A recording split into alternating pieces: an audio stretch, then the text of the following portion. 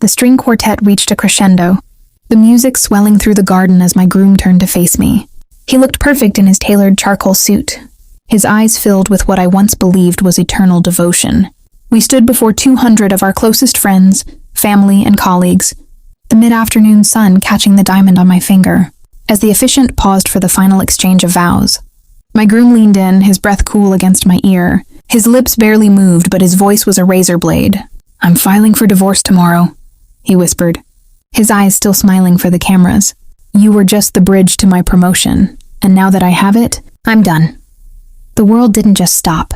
It fractured into jagged shards of disbelief. I felt the heat rise, not from embarrassment, but from a cold, lethal clarity. He expected me to crumble, to weep, or to run. He wanted a broken bride. Instead, I straightened my posture, my heart hammering a rhythm of pure, unadulterated vengeance. I wouldn't give him the quiet departure he craved. I would make sure his public rise ended in a private hell. Our courtship was a cinematic masterclass in manipulation, a whirlwind of candlelight dinners, whispered promises, and curated displays of affection. He was the quintessential dream partner, successful, intensely charming, and seemingly devoted to every detail of my life. When he proposed in front of our entire social circle, the ring felt like a seal of absolute security. I was captivated, blinded by the image he painstakingly crafted. The wedding planning itself became our collective obsession, a massive, extravagant production that consumed our months. Every florist, every caterer, and every guest felt like a testament to our bond. Yet, in the periphery of that perfection, tiny red flags flickered like dying embers. He often made subtle, cutting remarks about my independence, disguising them as playful banter. He was strangely possessive of his phone, and his interest in my family's estate seemed to spike whenever we discussed our future assets. I chose to ignore the prickle of unease, convincing myself that the anxiety was merely pre-wedding jitters. I trusted him with the absolute devotion of someone who had finally found her equal. I built my life's foundation on the sand of his charm, never suspecting that he was the tide waiting to wash it all away. The phone lay on the marble countertop like a live grenade, buzzing with a notification from a contact saved simply as my real life. I had only intended to grab his charger, but the screen flickered, revealing messages that shattered the illusion of our perfect romance. The conversation was intimate, dripping with malice directed toward me. There were photos of his other life, a life built on the foundations of my family's, wealth, and detailed plans for how he would secure my inheritance before discarding me like used tissue the moment the honeymoon ended. I felt the floor tilt beneath me as I scrolled through dates, maps, and timestamps. It wasn't just a simple affair. It was a cold, transactional theft of my future. He had used every vulnerable confession I ever whispered in the dark to map out his exit strategy. I didn't cry, I didn't scream. I simply stared at the evidence, my hands icy cold in the midnight silence. I knew exactly who he was now, a parasite masquerading as a partner. I put the phone back exactly where I found it, already calculating the exact price of his total annihilation.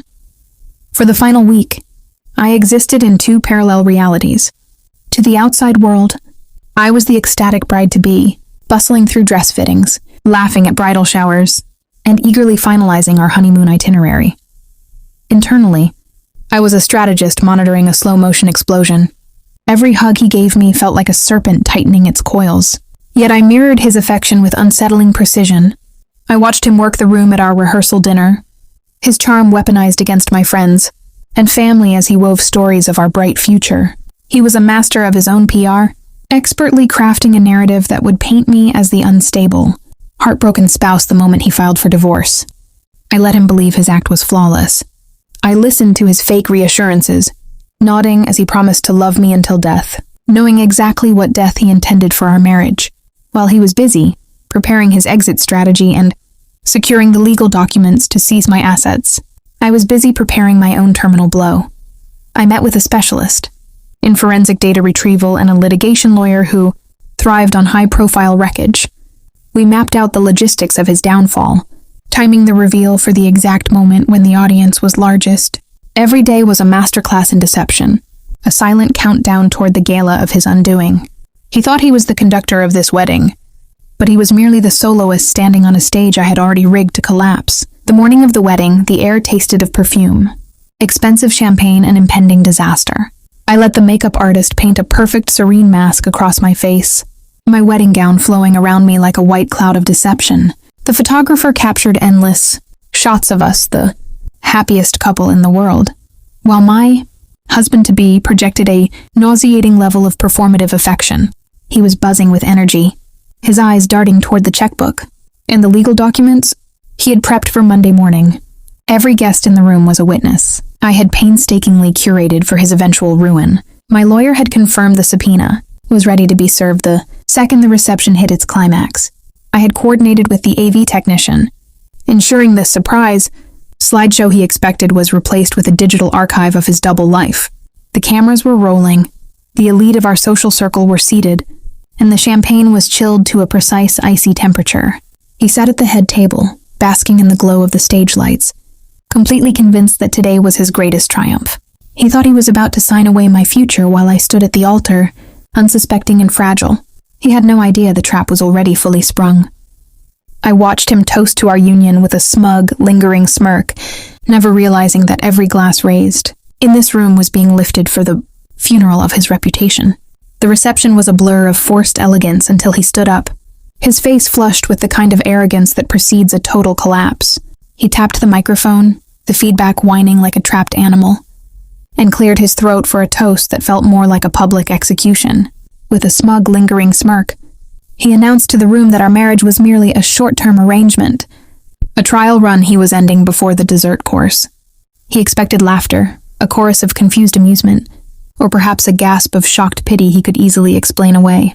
He waited for me to break, his eyes darting toward the exit where his hired lawyer stood ready to serve the papers. I didn't wait for him to finish his rehearsed punchline.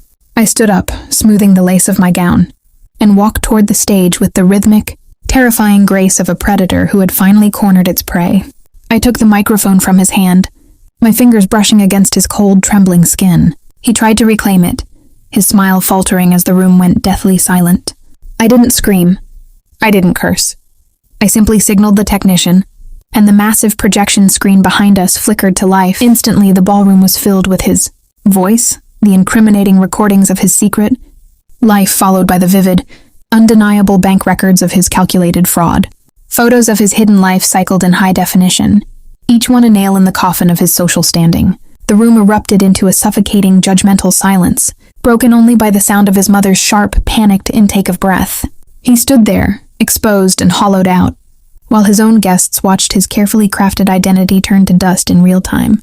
The ballroom collapsed into a frenzy of hissed accusations and stunned, cold stares.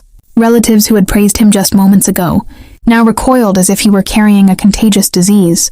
My parents stood beside his, their faces drained of color, realizing the sheer magnitude of the social and financial wreck he had orchestrated.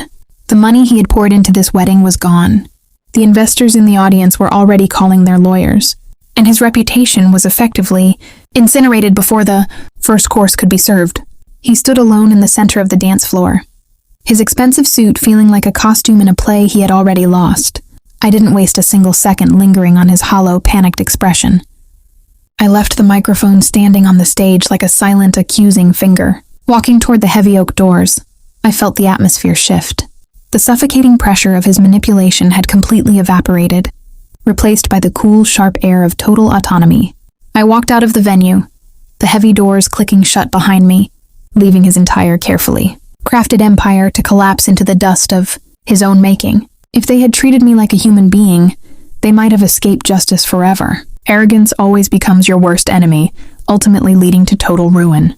Never underestimate the person you believe is too quiet to fight back, because pain transforms into power when pushed to the limit. Truth has a way of surfacing regardless of how many layers are used to bury it. If you have ever been betrayed in the name of love, share your story in the comments below. Subscribe to continue this journey of justice and redemption. Every victim deserves a voice that cannot be silenced again.